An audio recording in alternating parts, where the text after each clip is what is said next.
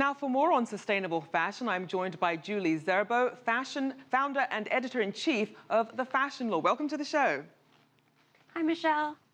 Now, start off by telling us about some of the most exciting trends in sustainable fashion that you're seeing at the moment. I mean, it really ranges. You guys touched on it with, growing animal cells into clothes, but also really practical things like recycled wool and organic cotton are definitely making waves and catching on amongst consumers. Now, consumers have access to so much more information than they used to about things like how clothing is sourced or the working conditions for factory employees. What impact is that having on things like corporate responsibility and consumer habits?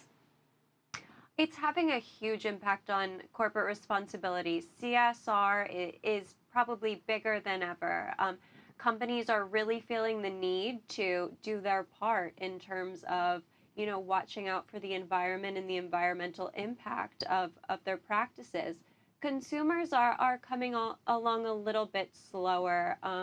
We are still seeing them valuing cheap clothing and quantity over quality and environmental responsibility. So does it seem like more so for consumers, it's price that they're really focused on as opposed to perhaps where their clothing is coming from?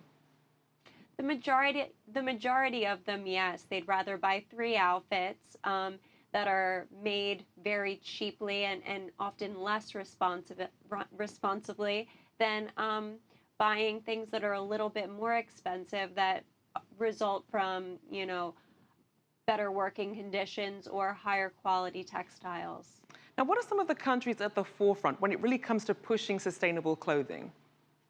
The U.S. is doing a really great job. They're consistently churning out a lot of sustainable young brands and really weaving it into the curriculum of emerging designers coming right out of school. France, with its big conglomerates that own high fashion houses, are really paving the way as well. Now, what about the biggest contributors to clothing landfills and waste? Who's not really picking up the pace as they should? The United States they're really contributing to these landfills. The average American discards about 80 pounds of textiles every year, most of which is clothing. And so that's having enormous impacts environmentally, not just in terms of the amount of clothes going into landfills, but the chemicals that come from those clothes and, decontamination of water and things like that. Now, we're seeing a lot of startups coming into this space, but what about traditional retailers who don't want to lose their position either? How are they responding to this movement?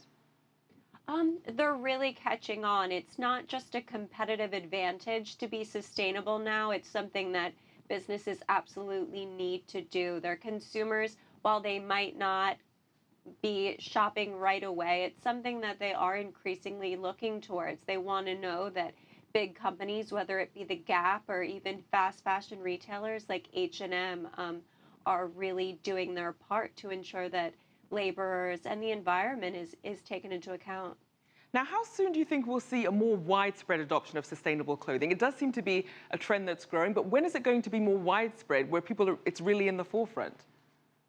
I think when it is produced in a large enough quantity that prices will be decreasing for consumers. As soon as retailers can make clothes cheaply and sustainably, consumers will respond to that.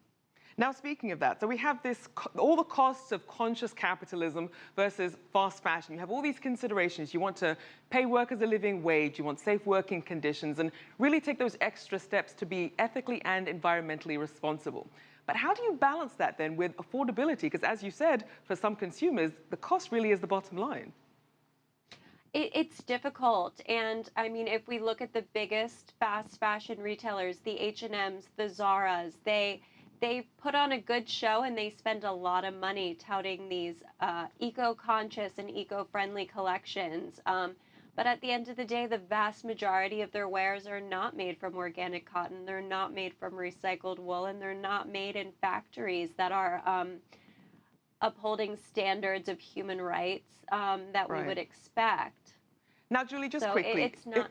If you just had to name one huge challenge you think that could really perhaps put a damper on the growth of the sustainable fashion industry, what would that be? It would be the difficulty with which companies have in overseeing and auditing their supply chains. It's so difficult to know what's going on in their suppliers' factories in Bangladesh and Cambodia, and places like that.